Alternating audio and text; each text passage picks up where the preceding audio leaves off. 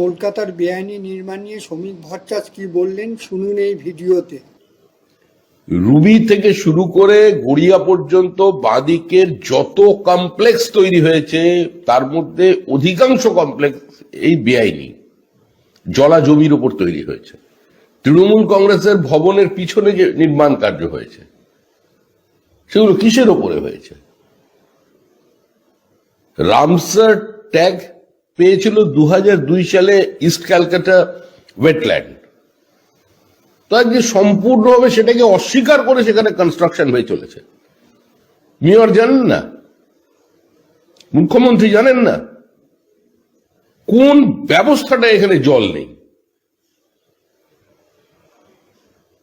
গোটা বিধাননগর জুড়ে প্রথমে আজকে বেআইনি হোর্ডিং এর ছড়াছড়ি, কয়েকটাকে ভেঙে নামিয়ে পুড়িয়ে টুড়িয়ে দেওয়া হলো, তারপর আবার যে সেই কলকাতা জুড়ে তাই চলেছে।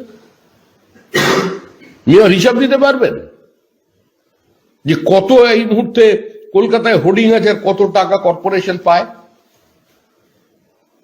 অর্ধেক হোর্ডিং তো সরকারি জায়গা তো তৃণমূল কংগ্রেসের হাসি মুখে দখল করে নিয়েছে, তাদেরই বিজ্ঞাপন চলছে, সেই টাকাটা দিচ্ছে কর্পোরেশনকে। আমাদের ভিডিও ভালো লাগলে লাইক ও শেয়ার করুন, কমেন্ট সেকশনে গিয়ে জানান আপনাদের মতামত।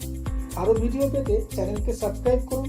প্রতি মুহূর্তে খবরের আপডেট পেতে প্রেস করুন বেল আইকন।